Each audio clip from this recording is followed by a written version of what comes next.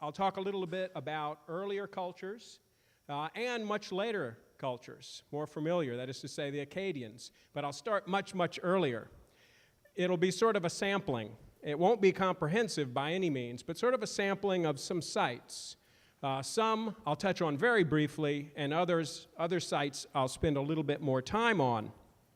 First, I should say, the very idea of archaeology of Acadiana strikes some people, perhaps, certainly not anyone in this audience, but for some people it seems odd. It seems like archaeology of where? Acadiana? What archaeology could there possibly be in Acadiana? I'll relate to you a story I sometimes tell students, and that is, this is something that really happened to me when I was in Arkansas. I ran into a woman at a little gift shop, and she asked me what I was doing. I told her I was a student of archaeology. She asked me what I was studying. I said archaeology, and she started talking about pyramids and dinosaurs, and clearly she didn't know what I was interested in. So I said, well, the archaeology of the southeastern United States. And she looked at me like I was, I'd said something incomprehensible and said, well, it must be hard to study archaeology in a country that's only 200 years old. She actually said that. And I looked at her, my mouth sort of dropping, and I said, well, there were people here before then. And then she kind of went, oh, yeah, then it was clicking in. And I like to think that she was a rare exception. But sometimes I think, that there's a lot missing from our history. There's a lot missing from our knowledge of history, knowledge of American history, as well as our knowledge of Louisiana history. The archaeology of Acadiana. It comes as a surprise to some people to learn, for example, that people were living in Acadiana, as it's defined as a region. Of course, it's the name itself, and as we define it, is relatively recent, only a few decades. But in that region, people have been living there for at least 12,000 years. And this is just a cursory outline of the time periods that archaeologists have put together, a chronology of the different time periods. Paleo-Indian, the first peoples of the North America, dating to about 10,000 BC, and now likely earlier. There are some earlier sites. Archaic. Louisiana, it comes as a surprise to some people, was really the New York City of the Archaic period. That is to say, Louisiana was where it was happening. The lower Mississippi Valley and sites in Louisiana, we're now finding out that there were things going on which were unprecedented in North and South America. That is to say, monument building, mound building. 4,000 BC, 3,500 to 4,000 BC, building of mounds during the Archaic period. The woodland, people making ceramics, also building mounds. You think of Indian mounds, and I'm going to talk about some Indian mounds and show you some slides from some Indian mound sites.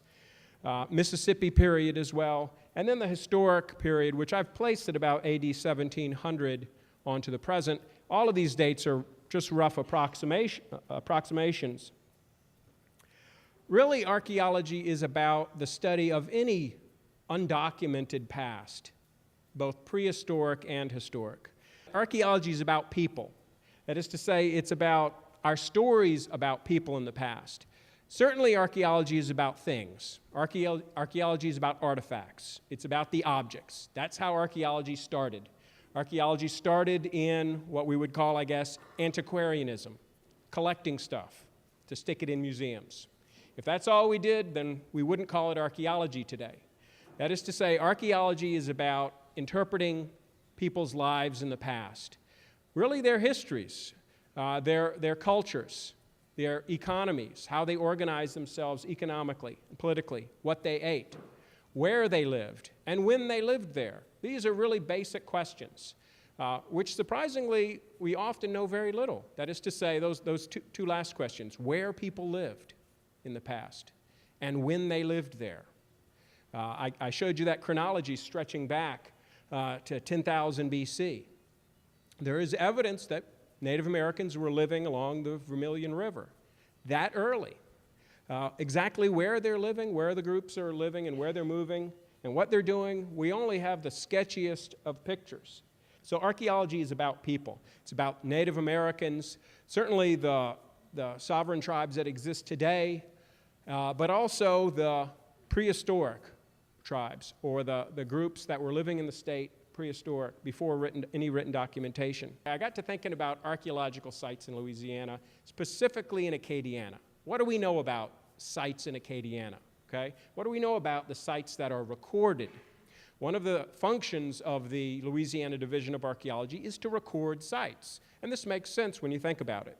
If someone finds an arrowhead, or someone finds a projectile point, or a particular artifact, or an entire site, that is to say a trove of artifacts or burials or something, if it's recorded, then certainly, if the site's 1,000 years old, which would be relatively recent from my perspective, or if it's much, much older, we should know about it for the future. That is to say, the person who finds it may want to make record of that once they've passed on. They may want other people to know about it. It doesn't protect it. It doesn't stop it from being damaged if it's on private land. It gives it no level of protection, certainly. It's just recording the site, saying, hey, this is here, this might be important, it might be a source of information.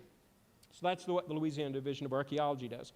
I got some information from the Division of Archaeology for sites in Acadiana, those that are recorded. It certainly covers a large area. We might argue about whether a few of these parishes could be excluded or a few need to be added. But just looking at these 22 parishes in this area, Lafayette has the most recorded numbers of sites per, and I had to go to 10 square, that's miles, 10 square miles. Nearly 5 sites per 10 square miles, okay? At first I did a square mile, and there were hardly any. There were less than 1 per square mile, so I had to go to, 10 square miles. So you think that's within our grasp, right? How large of an area that is, 10 square miles. Okay, less than 5 for Lafayette, but on average about 2. On average about 2 sites per 10 square miles for all of the Acadian parishes. Some of the lower ones are 0.9, so just under 1, or about 1 site per 10 square miles for like Acadia Parish, Jefferson Davis, Vermilion Parish, which is a very big parish. Now, this doesn't represent the sites that are out there. And by sites, I mean places of habitation or places that bear some evidence of past human presence, past human artifacts, artifact production, whether it's someone camped there overnight or passed through an area or a community lived there for 100 years or 1,000 years. It includes all that, both historic and prehistoric. Well, let me tell you, this is very, very few sites. How many sites could be recorded in a parish? Well, a lot if you began looking. Now, here's something interesting. Vernon Parish, that's not in Acadiana, is it? But it's adjacent, right? It's real close. Vernon Parish. This always amazed me. When I looked at all the site records, I would pile all the site records up, and it always amazed me how tall the binders were for Vernon Parish. Okay? Over 3,604 sites as of relatively recently. In one parish, which ends up being 20% of all recorded sites in Louisiana. 20% of all recorded sites in Louisiana are in Vernon Parish, okay? And you all know where that is, sort of in the west central Louisiana. Whereas in all of the 22 Acadiana parishes, we get, 2,877. Seems like a lot, but that's an enormous area. That is approximately 33% of the land area in the state, okay? So what does this mean? Well, it means that this is a function of looking for sites and recording them.